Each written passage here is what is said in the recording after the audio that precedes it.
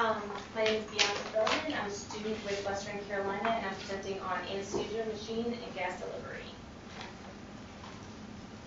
And so here I just put a copy of your test again, and like how many questions are going to be asked on each subject, just kind of check where we're at. And anesthesia, machine, and gas delivery is going to be 15, so it's a big bulk of your test. And here are the objectives, and we're going to go through each of these individually. Not in that order, though. So the book emphasized that the anesthesia technician is kind of a go-to person for any kind of anesthesia machine problems. Like you're the first people we call when we have a problem.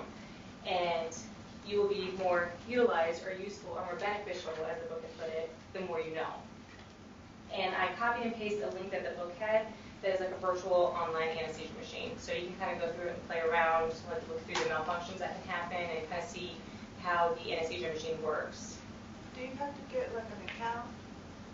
You should. The only thing with that is that sometimes it's a little clunky, that website. It only works with certain browsers, so if you're ever trying to use it.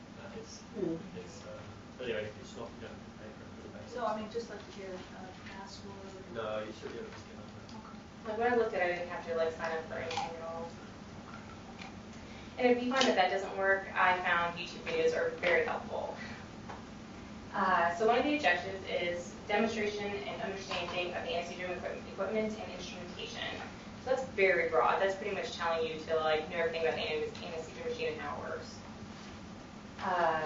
So if you understand this picture, you will know everything about the anesthesia machine. We're going to talk about the high pressure system, and you have an intermediate pressure system and then a low pressure system. We'll go through those individually. So pretty much oxygen kind of drives the machine. Once you have to have oxygen to be able to get the bellows to flow. You have oxygen for the O2 flush. And the oxygen is responsible for activating low pressure alarms and the fail-safe mechanisms, which we're going to talk about those later too. The other gases only have one task. Like nitrous, you can be used for anesthesia, and then air is kind of what we breathe anyway. The high pressure system. This is pretty much the cylinders on the back of the machine. The cylinders themselves and the hanger yoke and the yoke block that they connect to. The intermediate pressure system is the pipeline and the ventilator power. And anything that has to do with like the pipeline pressures, which we're going to talk about. And we're going to talk about the oxygen second stage regulator and the oxygen flush valve. And then the low pressure is pretty much from the flow meters on. Flow meters to the vaporizers to the common gas outlet. So this is one. So the anesthesia machine has a lot of safety mechanisms set up to kind of help us prevent any errors. So if you ever see a test question that has anything to do with safety, that's going to be your answer. I remember studying for the NCLEX, like it wasn't ABCs, it was safety, then ABCs, and that is the answer. So the DIS is a diameter index safety system, and it's color-coded. Everything's color-coded on the machine. And it connects the hose, the pipeline hose, to the wall outlet, and it's not interchangeable. So only oxygen can connect to oxygen, only the nitrous can connect to nitrous. Only the scavenging system, the purple one, can connect to that vacuum system. And then you have the pin index safety system, which is with the cylinders. And so if you've ever changed the cylinder on the back, like you can notice like the different pins in them, and they'll only like oxygen will only fit in the oxygen. And then the check valves, and so that's part of the the pin index safety system and diameter index safety system is it keeps gas flowing one way. So it prevents like nitrous from backing up into another tank, or if you have two oxygen tanks sitting together, it'll prevent them from transfilling, like filling up the other one. It'll keep it going forward instead of backwards. And also if you disconnect like a cylinder, it'll prevent gas from leaking out to the air, or out to the atmosphere. So safety systems are designed into every step of the gas passage to the machine to prevent a delivery of a hypoxic mixture to the patient. Like we talked about, everything's color-coded. And your book talked about having to calculate the cylinder pressure and how many liters and how much time you have left on the oxygen tank. Like, so let's say the pipeline fails and you have to open up the cylinder and use the cylinder oxygen. How much time do you have with that? And it only talked about oxygen. It didn't talk about the other two. So we'll just cover the oxygen. So the oxygen cylinders have 2,000 pounds per square inch, or pressure per square inch, sorry.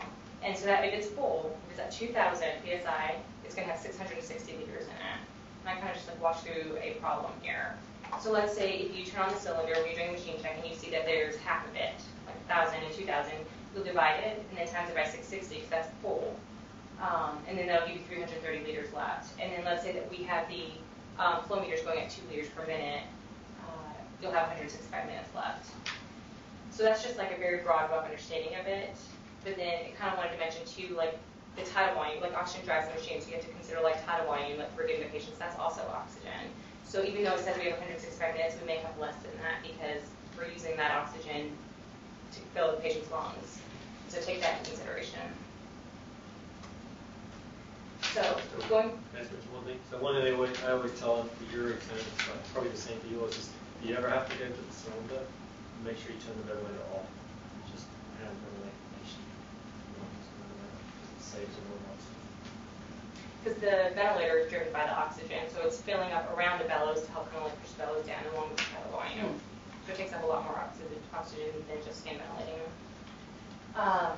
So starting over here, these are your cylinders. So the pressure in the cylinders is 2,000 psi. Well, you don't want that to kind of go all the way to the patient. So there's a safety mechanism in here that drops the pressure down to 45. And then through the pipeline, there's a regulator in there that drops the pressure down to 50. So if you have both of those plugged in, and you did remember to close the cylinder after you checked it, then the pressure from the pipeline is going to be 50. And so let's say like the pipelines are failing, and you open up the cylinder, or let's say you accidentally forgot to close the cylinder, it's going to be 45 psi, so it's still lower than the pipeline. So the oxygen is going to come from the pipeline first, because it has a higher pressure. And then this allows for preferential flow from the pipeline instead of the backup O2 supply. And so there's two alarms, the oxygen supplies for the two fail safety alarms that we talked about earlier. The first one is when you have the cylinder closed because you remember to turn that off after you checked it, and so you have the 50 psi. If that from the pipeline, so let's say that that drops less than 30, the low pressure alarm is going to sound. And you're going to know that that's a problem with the pipeline. So you kind of want to trace it back and see if like maybe it became disconnected or what's going on. And if you can't figure out, worst case scenario, you turn on the cylinder and disconnect the pipeline so you know that the oxygen is coming from the cylinder. And you know how to calculate how much time you have left on that. And then there's another oxygen safety device further down the system that's coming like right before the flow meters. And this has something to do with preventing a hypoxic mixture between nitrous and oxygen. And so if you have two different machines that work in two different ways. So if the oxygen turns down or is less than 20 psi on the Omega, it's going to shut off the other gases, and so it's only the patient can only get oxygen. And then on the Draeger, which is what I think we use at Mission, is going to like reduce proportionately. Now, does the Omega reduce proportionally then? So Omega's a mission. So Omega's. Do I have that backwards? Yeah, we don't use Draegers anymore, which I love the Draegers, but we don't have them anymore. Well, copied that from the book. I might have. You have the mechanism right, but you just said we have Draeger's a mission. We don't. Oh, okay. Well, because the book mentioned that the Draegers usually have the proportioning device, meaning like if you turn, and when you do your machine check, I turn on the nitrous first to see the oxygen turns on, and then I turn the oxygen off to see the nitrous turns off with it, just making sure that that mechanism is still in place and working.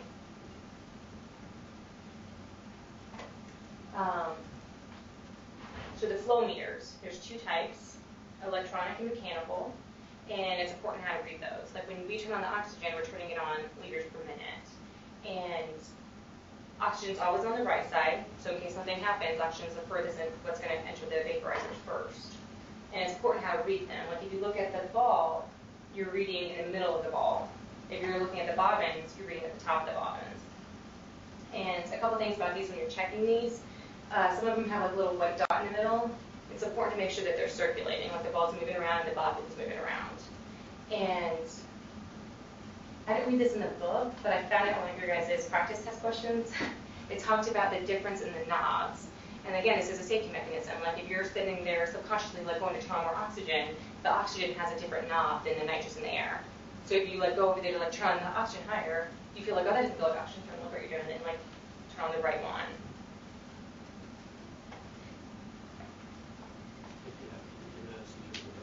It's a leather coffee case. So there are 3 or 4 objectives about the carbon dioxide absorber. So I highly recommend reading about those, like knowing what they do, how they work, how to change them. So the purpose of the carbon dioxide absorber is to allow you to conserve heat, humidification, moisture, and even like reusing the volatile anesthetics while removing CO2 and preventing environmental pollution. So what's wrong with rebreathing CO2? What can lead to acidosis and cardiovascular compromise, which leads to hemodynamic stability and goes down a whole road we don't want to go down. So there's two types, soda lime and bear lime. And the majority of it is 80% made of the calcium hydroxide. And in both of these CO2 absorbers, the carbon dioxide reacts with the water to form carbonic acid via an exothermic reaction. I feel like that's really important because that exothermic means that it's releasing heat. And one of the mechanisms to tell if the CO2 absorber is becoming exhausted is if you can feel it and it's getting really warm. I feel like that would be a good test question. The other thing about the absorbers is that they're high in pH, and so that can be irritating to the skin, eyes, and lungs. So if you're changing it, it may be a good idea to wear gloves, maybe a mask, and protect yourself and let other people in the room know that you're changing the CO2 absorber. So what's wrong with the CO2 absorber that's not working anymore? You're not removing the CO2.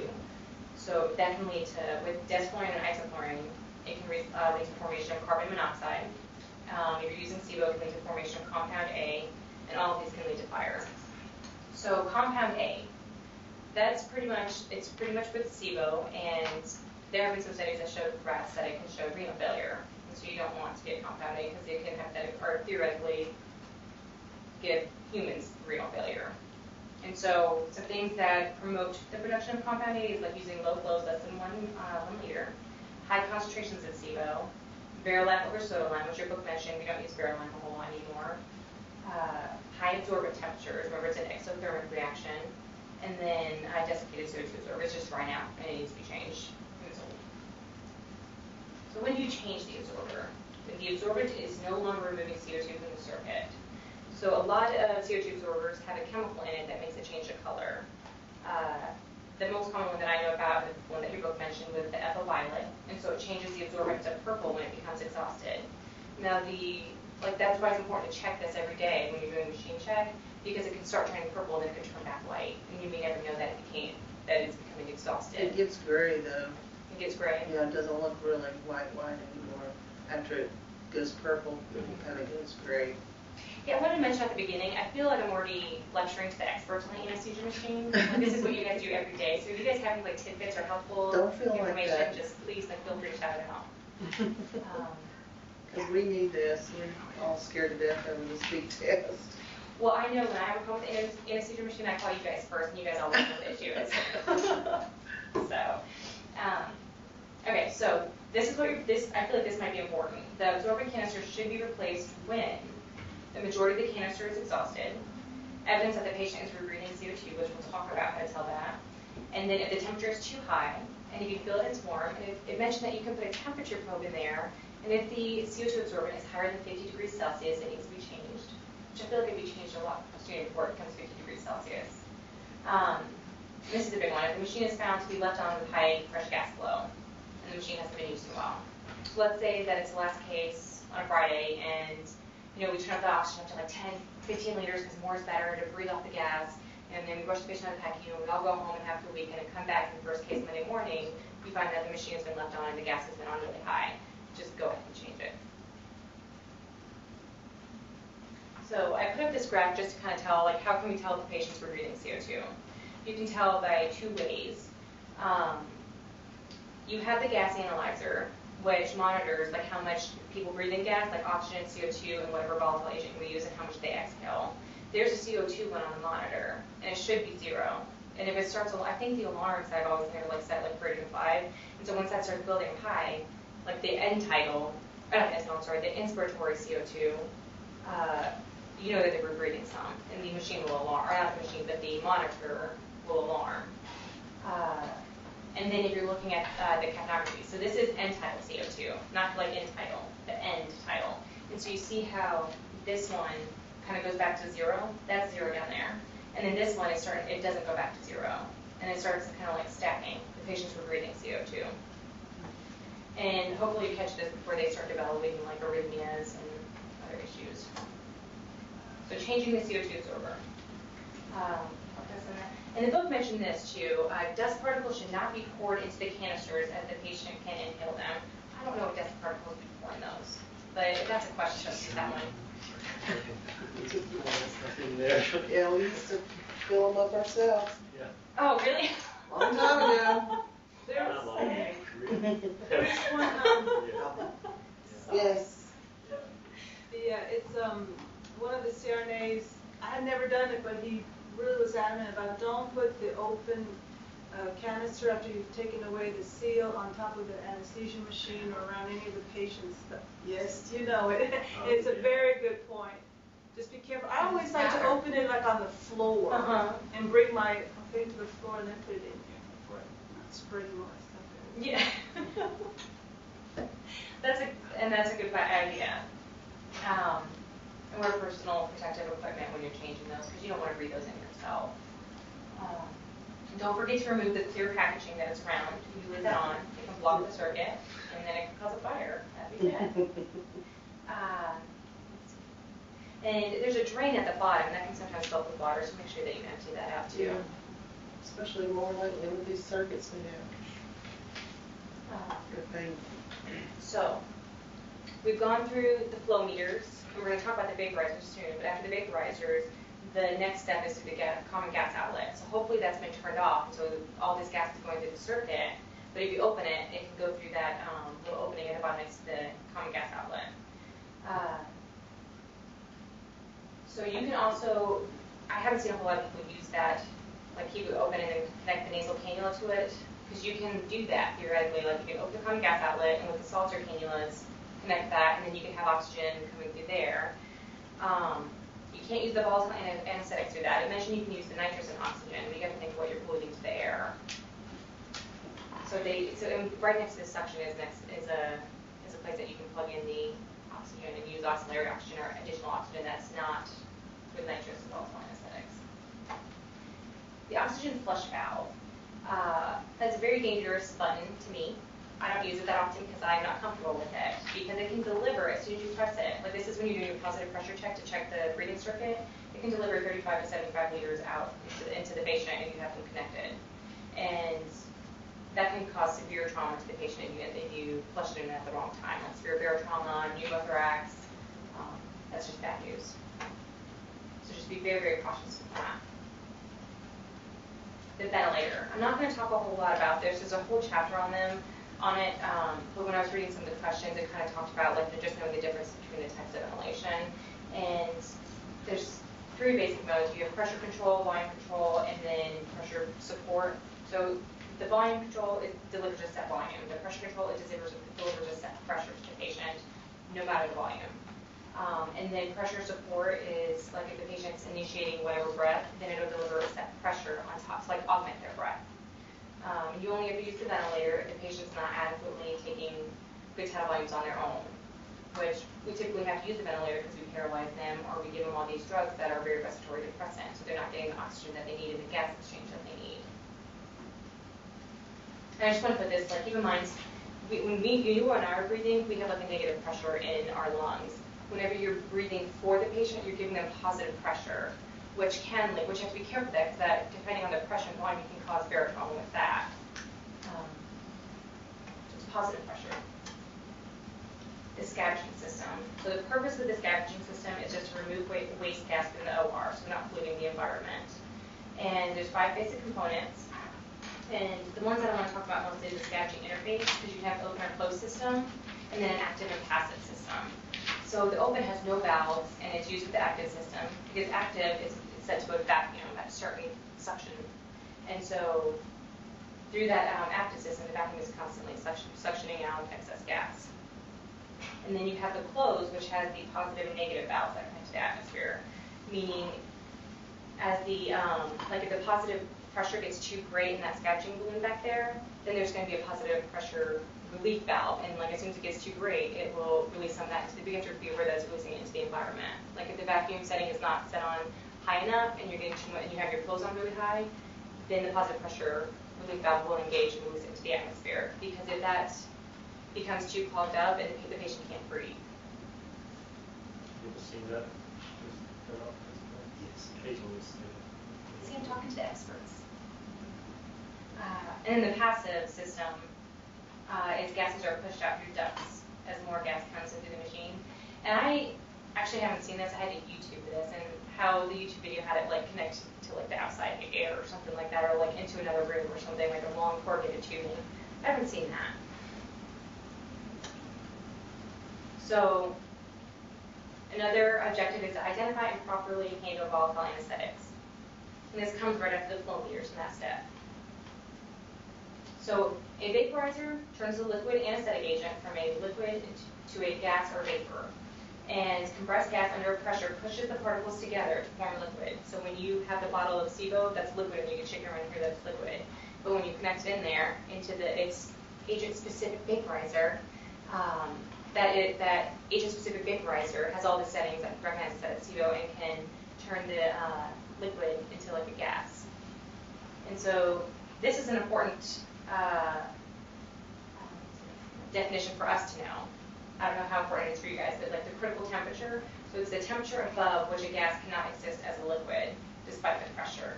So if the temperature gets too high, then I have to look at this for really think it through. If the temperature gets too high, then it's all going to be gas in there. And so that means like each vaporizer has a specific temperature, so it knows SIBO's critical temperature and it knows isoflurane critical temperature. That becomes important. And vapor versus a gas. So a vapor is a substance in the gaseous phase at a temperature below its critical point. So it hasn't reached that critical temperature point, but it's up there.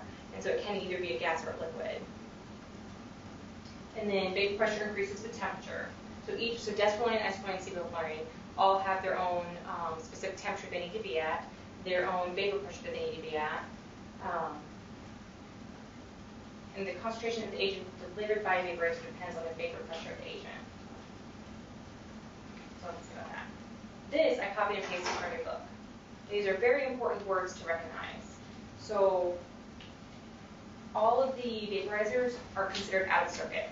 They're not in the breathing circuit. They're out of circuit, and then they come in with the fresh gas flow into the circuit. So all of them are out of circuit. So we don't have to worry about the middle ones until You don't have to what? This well, one? I don't need to know anything about the middle column, correct? I don't think so either.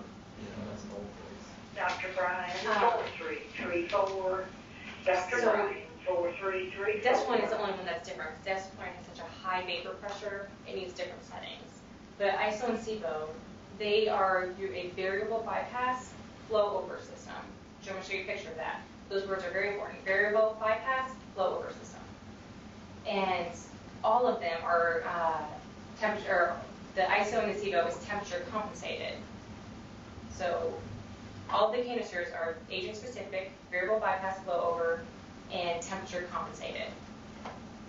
Desflurane is the only one that's different because that's such a high vapor pressure that it's heated. That's why that one's plugged in. If you ever unplug the machine, that'll go out. Or when you turn it back on, the alarm starts makes a beeping sound.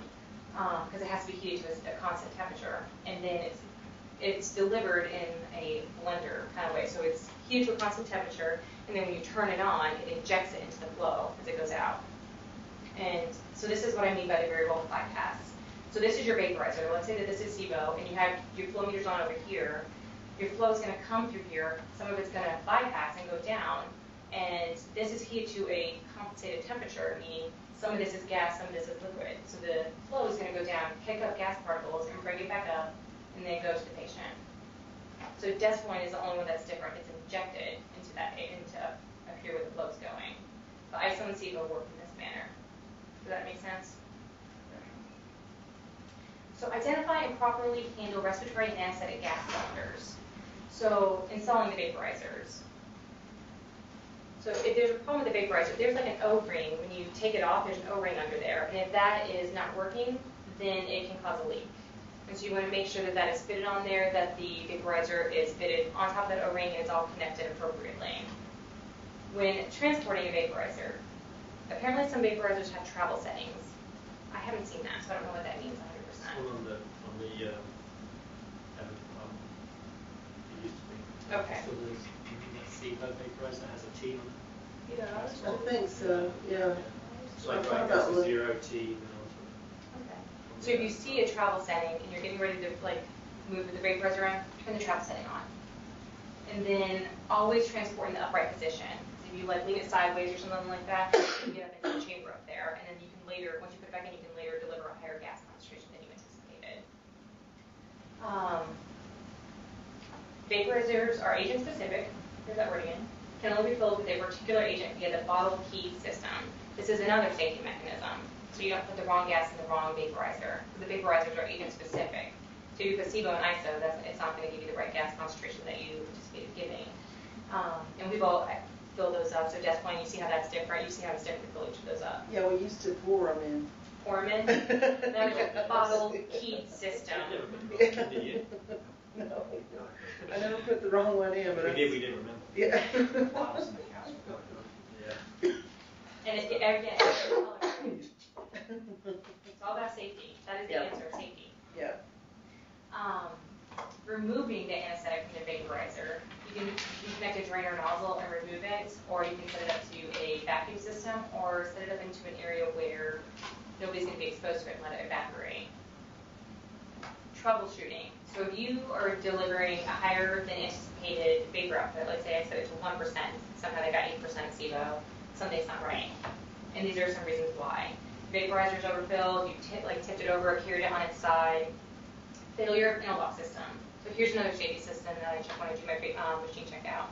When I'm checking the negative pressure test, I turn on SIBO, I try to see if I can turn on the other two agents while the SIBO's on. And there should be an interlock system that prevents you from doing that. You should only be able to turn on one gas at one time. Lower than expected vapor output. The vaporizer is empty, or there's a leak, loose caps, you didn't put it on correctly, or there's a damaged or missing O-ring, or an internal mechanical failure. And then the book mentioned this, like if you suspect a leak somewhere, you can take the gas analyzer off that's connected to the Y piece on the patient. You can take it off and you kind of like let it sniff around vaporizers to see if it's detecting any gas. The breathing circuit. So the most commonly used breathing circuit is the circle system, so that's the one that I focus on more. And these are all the additional things to the breathing in a circle system. And the most important is the CO2 absorber and reservoir bag.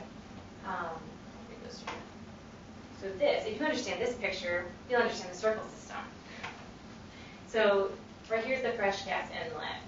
As the flow meters bring the gas through the vaporizers, it's going to come into the fresh gas inlet through this valve right here. And it's a unidirectional check valve. So this is the inspiratory limb.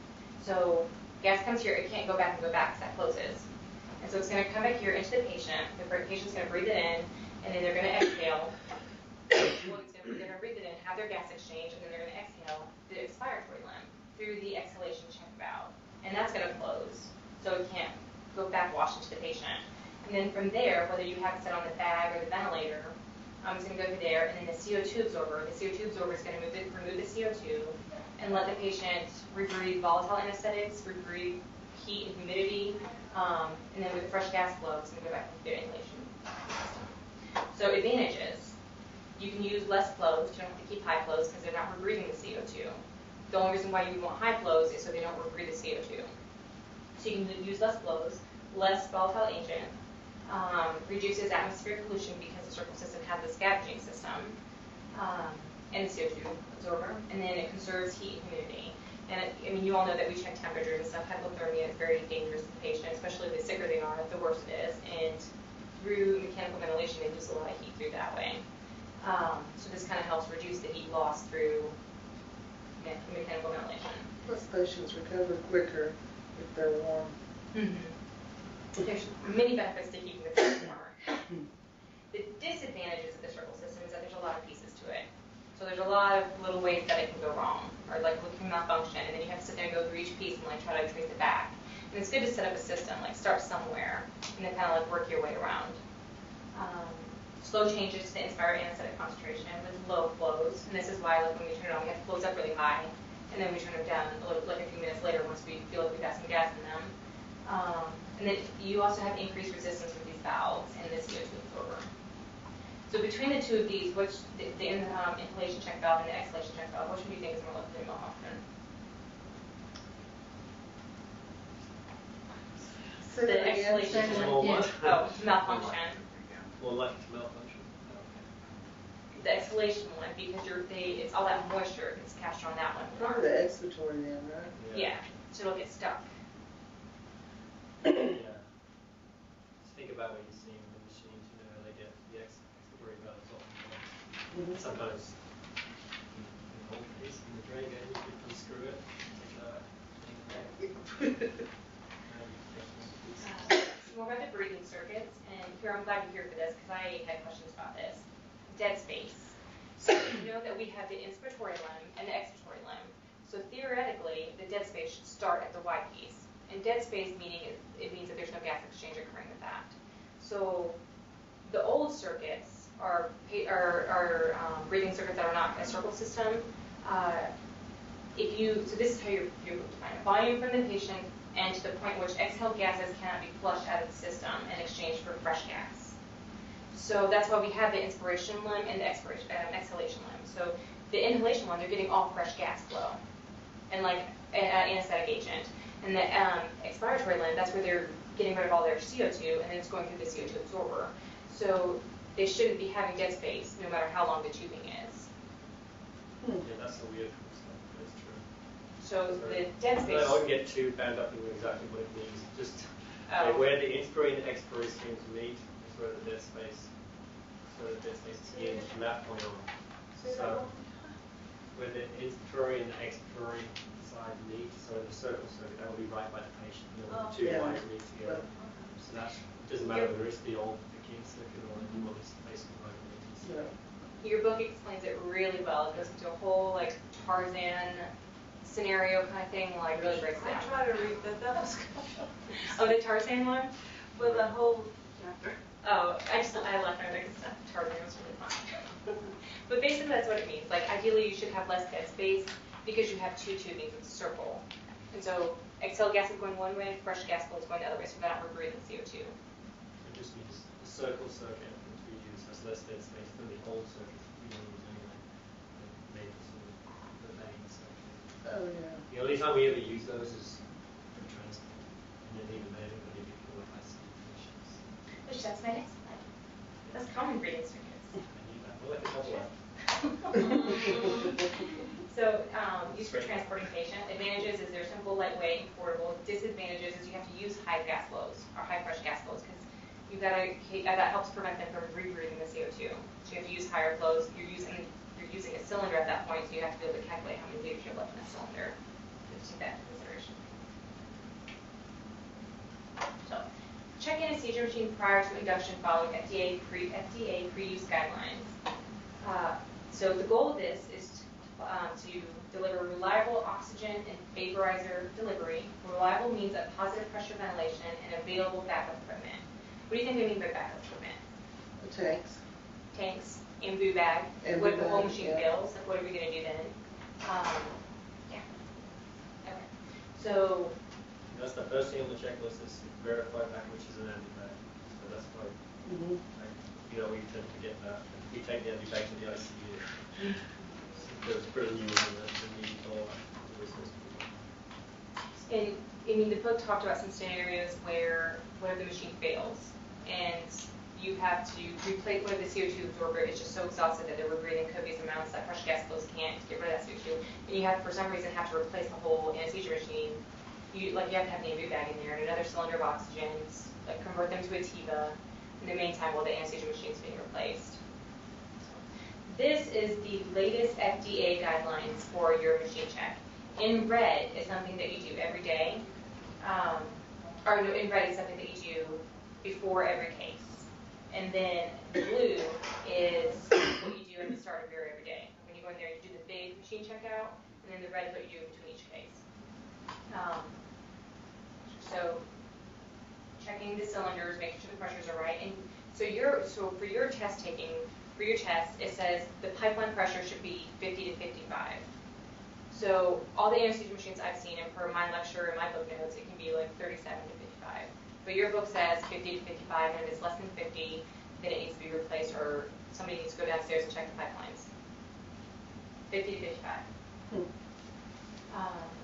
So verify suction and adequate suction, that can clear the airway.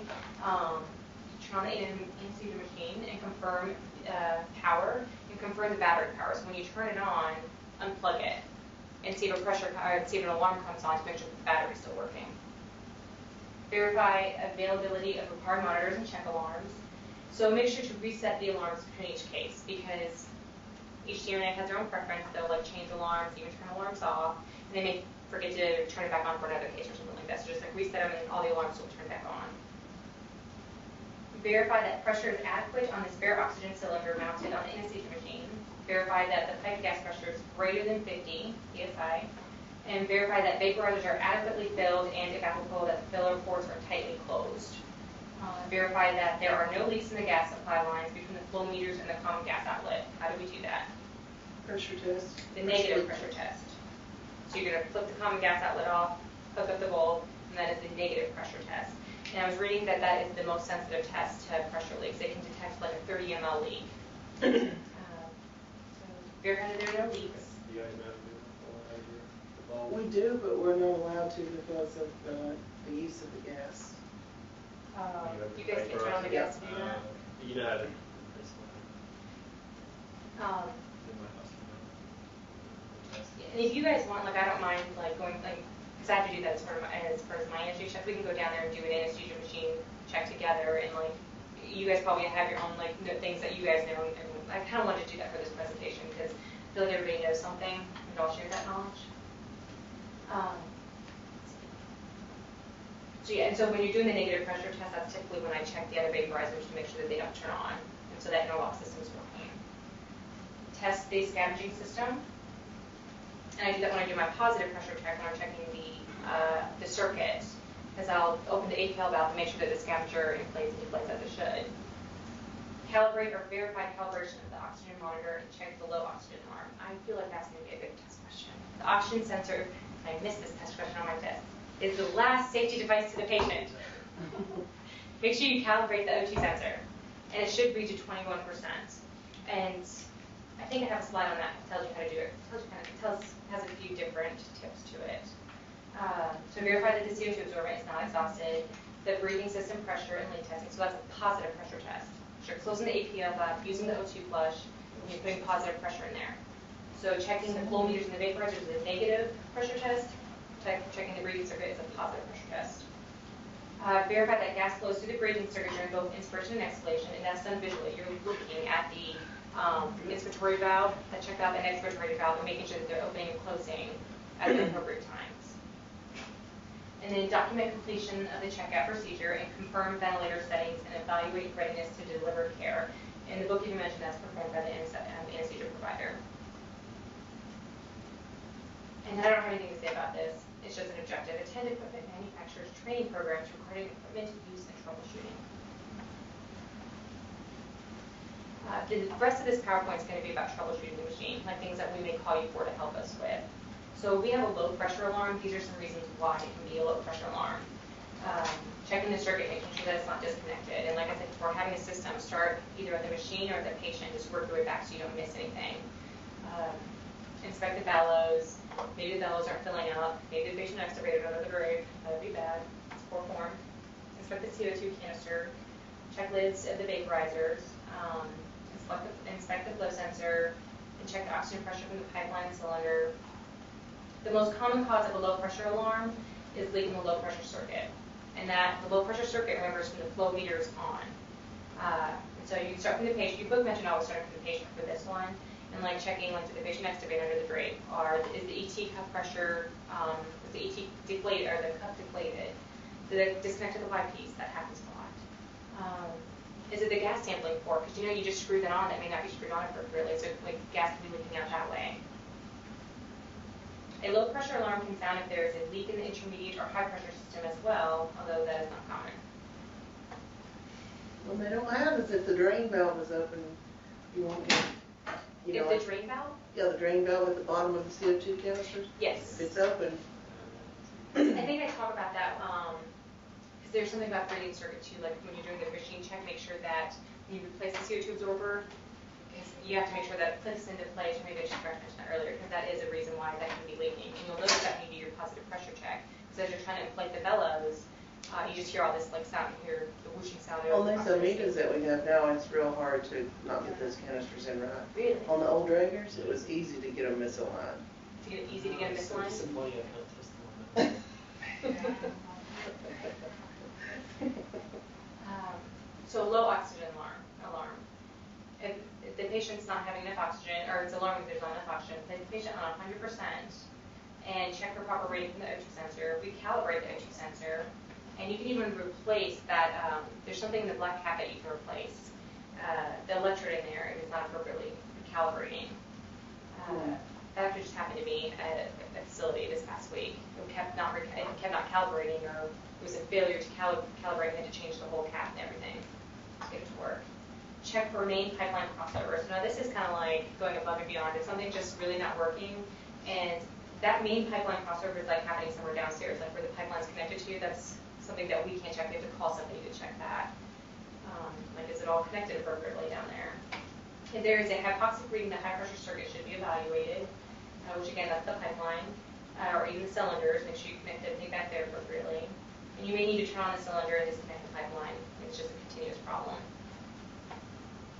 Like Bianca said, that's a very common thing for student testing. Like, what's the best thing to look for to prevent hypoxia is the oxygen sensor. This is the last thing. It's right before the patient breathes in. So all the other things help. And if you don't have a good oxygen sensor and something really bad happened, like they welded the nitrous to the oxygen back in the basement, you should pick it up unless you have an oxygen sensor. So it's always like the best answer.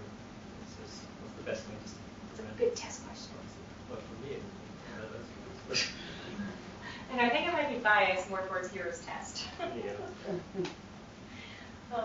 Flow meter problems, checking for a leak. Detected during the low pressure leak test, and check for a stuck bobbin. Like, why the flow meters may not be working. Like, you can, if it's stuck at the top, like sometimes you turn them on too fast, they'll get stuck up there. Kind of like flick and see if it'll come down.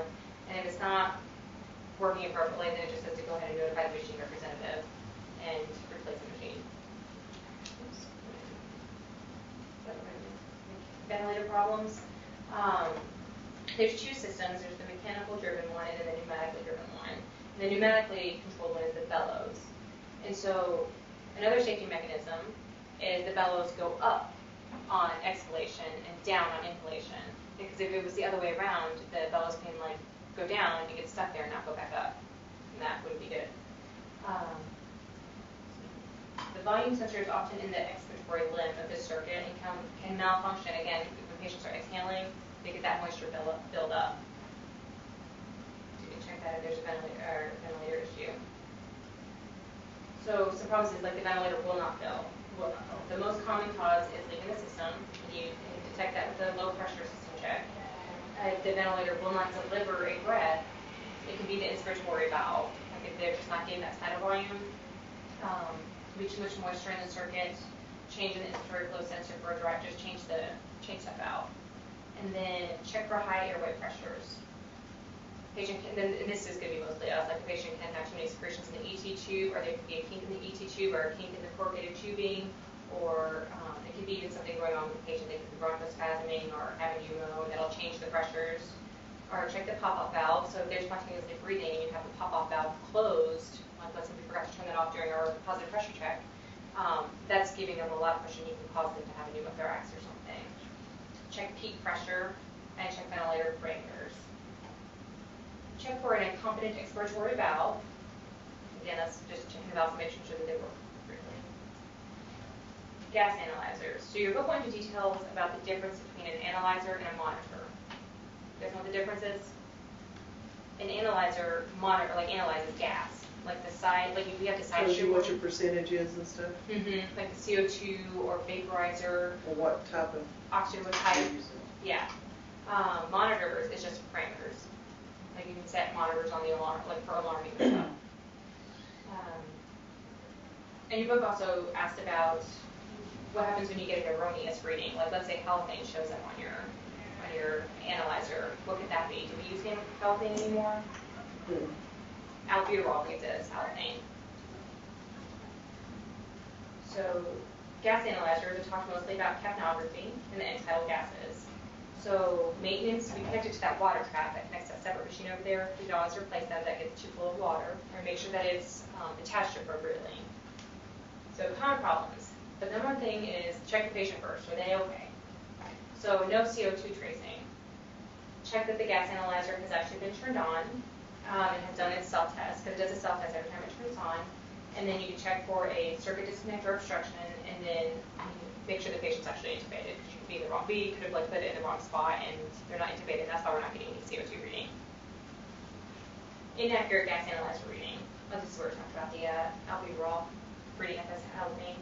Check the water trap for condensation. It needs to be changed or be in the line. And check vaporizer. Should they installed or turned on or empty? Maybe we're not getting an end-tidal gas because there's no gas in the vaporizer. CO2 absorber. So again, when the elevated CO2 under capnography, you may have to replace the CO2 absorber, and then examine the inspiratory expiratory valves. They could be rebreathing a lot of the CO2. And here's what you mentioned earlier. Water is a byproduct of that CO2 reaction, and so you get water buildup at the bottom, so make sure you empty that. What kind of reaction was that again? Yeah, you go for it. About to start it. Exothermic, so it releases heat too. Scavenging system problems. So there's three places that gas go after they leave the patient. They can go into the room, which we don't do that anymore. We have the scavenging system, so hopefully like vacuum some of that gas out. It can go back through the system to the APL valve, and if the ventilator is engaged, exhaled gas goes back to the ventilator, and it can spill into the relief valve into the scavenging system.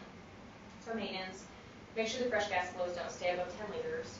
You know, when we wake patients up, we like to turn that up to 15. A little is good, more is better.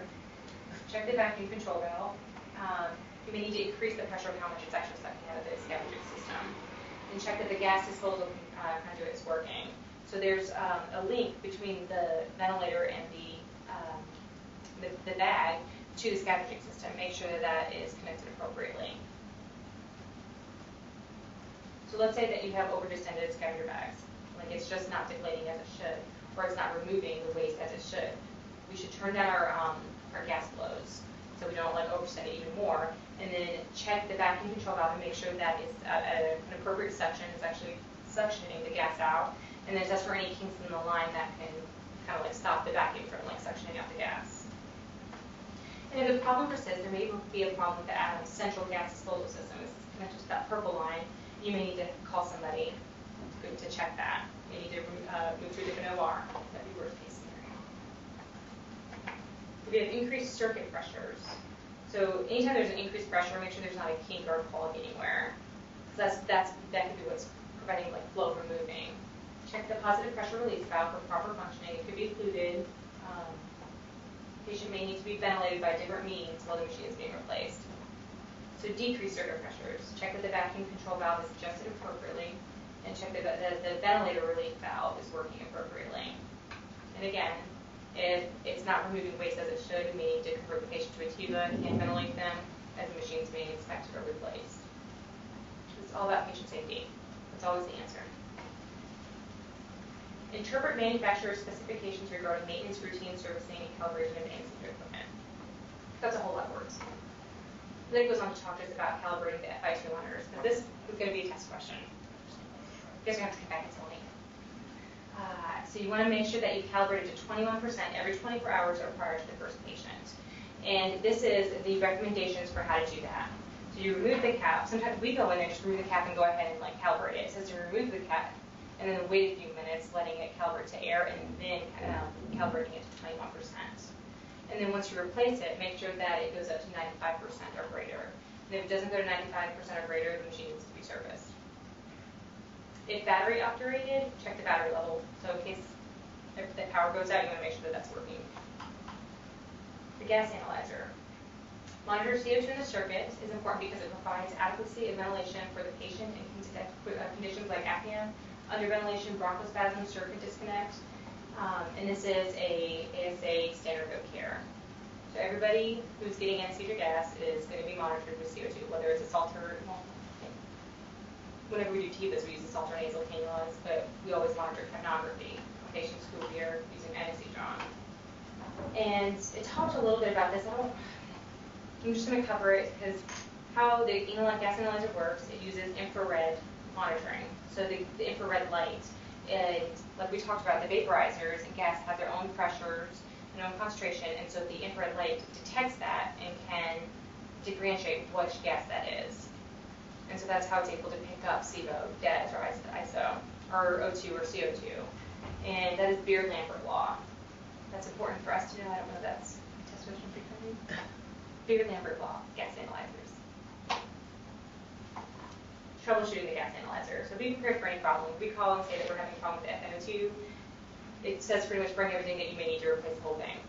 Even though you may not need to, but just to always come prepared. And bring your fresh set of ears and eyes. Because we're looking at a problem and we may not see the big picture, and you may walk in and just like, oh, and like plug something in and that's the problem. Change the work trip. I feel like you guys have person things. And prioritize. So patient is always first. The patient first. And then check connections and starting at one point and then working your way to another point. When you remove the sample line or the water trap, make sure that you cap that sample port. On the side stream gas analyzer, make sure you cap it so you're not leaking out into the air or into the environment. And always have a backup plan in mind.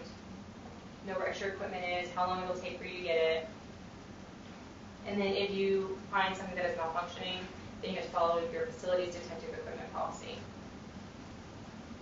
Troubleshooting the gas analyzer. So readings are lower than expected. It could be something wrong with the tubing itself, it could be cracked or leaking. Just start at one point and check to the other. If you cannot find the leak, have the technician check the cuff pressure, or the monitor may not be calibrated. If only one gas is reading low, suspect that it's not calibrated, or the vaporizer may be empty, or the patient's not intubated, and that's why you're not getting CO2. So hopefully we would detect that first. If the reading is higher than expected, check the exhaust port or line to make sure it is not occluded. Monitor may not be calibrated. That seems to be a common theme. It may not be calibrated. Like that's like in every troubleshooting thing, make sure it's calibrated appropriately.